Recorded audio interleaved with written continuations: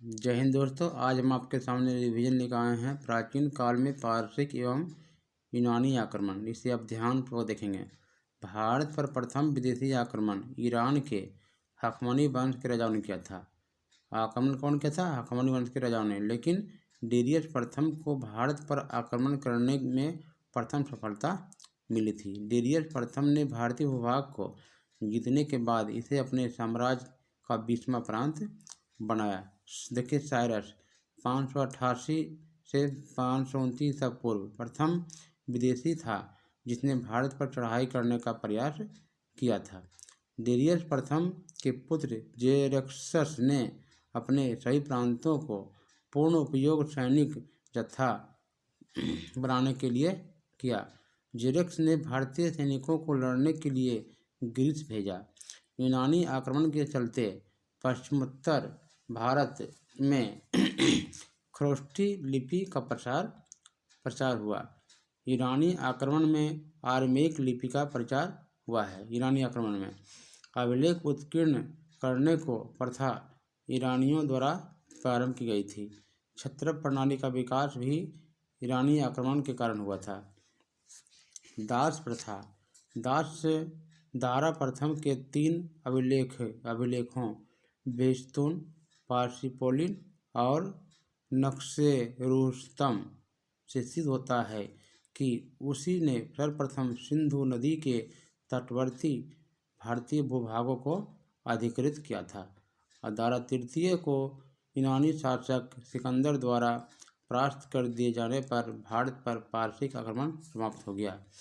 देखिए, अशोक ने चट्टानों पर अभिलेख खुदवाने की प्रथा एक मैग्निट शासकों से ली थी।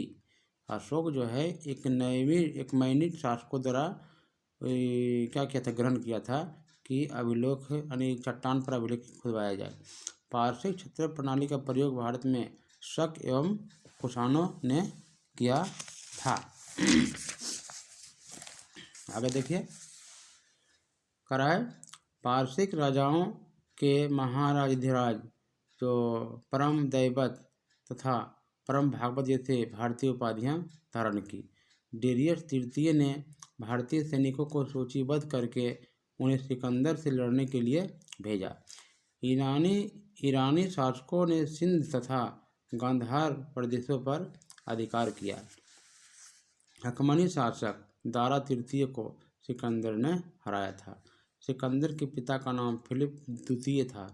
उसका जन्म 356 ईसा पूर्व में हुआ था। सिकंदर का यूनानी दार्शनिक अरस्तु था। सिकंदर का गुरु कौन था? अरस्तु था। सिकंदर के प्रिय घोड़ा का नाम था बुकेफेलस। सिकंदर की अंतिम विजय पाटल थी। सिकंदर का प्रधान सेनापति सेल्यूकस निकेटर था। सिकंदर को सेना ने ब्यास नदी के आगे जाने से मना कर दिया था। भारत से विजय अभियान के अंतर्गत सिकंदर ने 326 ईसा पूर्व में बल्ख यानी बैक्ट्रिया को जीतने के बाद काबुल होता हुआ हिंदू कुश पर्वत को पार किया। 326 ईसा पूर्व में सिकंदर ने सिंधु नदी पार कर भारत पर धरती पर कदम रखा। उसके सबसे प्रसिद्ध युद्ध झेलम नदी के किनारे झेलम नदी के तट पर राजा पौरु के साथ हुआ था, जिसे वितस्ता का युद्ध या हाइडेलफिसी का युद्ध कहा जाता है। सिकंदर ने 2 शहर की स्थापना किया।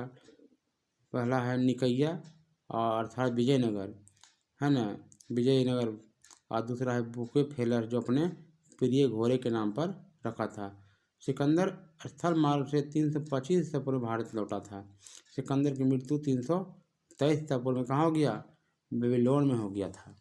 बेबीलोन में। आगे देखिए, कराए तक्षशिला के राजा आम्भी ने सिकंदर के सामने घुटने टेक दिए थे। सिकंदर की सेना जल सेनापति नियारकस था। उसने नियारकस के नेतृत्व में समुद्र के रास्ते वापस गई। सिकंदर ने जीते हुए भारतीय क्षेत्रों को 3 प्रदेशों में बांटा। सिकंदर भारत में 19 महीने तक रहा तथा भारतीय प्रदेशों को सेनापति फिलिप को सौंप कर लौट गया। सिकंदर के अभियान से भारतीयों को 4 स्थल तथा 4 जलीय मार्ग का पता चला। सिकंदर के आक्रमण का प्रभाव देखिए। सिकंदर के आक्रमण से यहाँ के राजाओं की आपसी वैमनस्यता प्रदर्शित हो गई, क्योंकि कोई भी राज्य एकजुट होकर सिकंदर के आक्रमण का सामना नहीं कर सका, बल्कि एक राज्य ने तो सिकंदर की मदद की। इस आक्रमण के बाद इतिहास की तिथिवार जानकारी प्राप्त होती है। आक्रमण के पश्चात अनेक छोटे छोटे राज्यों का विलय प्रारंभ हो गया। पश्चिमी राज्य के नए राज्यों में यूनानी शासन की स्थापना हो गई। आक्रमण के कारण नए व्यापार मार्गों का पता चला, जिससे वाणिज्य व्यापार को बढ़ावा मिला। यूनानी मुद्रा का प्रचलन भारत में प्रारंभ हुआ, जिससे भारतीय मुद्रा पर भी यूनानी प्रभाव नजर आने लगा। यूनानी कला का भारतीय कला के साथ समन्वय स्थापित हुआ, जिसके परिणाम स्वरूप गांधार कला अस्तित्व में आई। यूनानी मुद्रा की तरह भारत में भी उलूक शैली का सिक्के प्रचलित हुए। सिकंदर भारतीय दार्शनिक कलानाश को अपना साथ ले गया, यानी भारतीय दार्शनिक था कलानाश, उसे अपने साथ ले गए। इस प्रकार से दोस्तों आपका यूनानी साम्राज्य, यूनानी आक्रमण समाप्त हुआ। और इसे आप 2 बार 3 बार रिवीजन कीजिए और इसका लाभ उठाएं। यदि अच्छा लगे तो हमारे चैनल को सब्सक्राइब कर दें और लाइक कमेंट जरूर करें। धन्यवाद दोस्तों।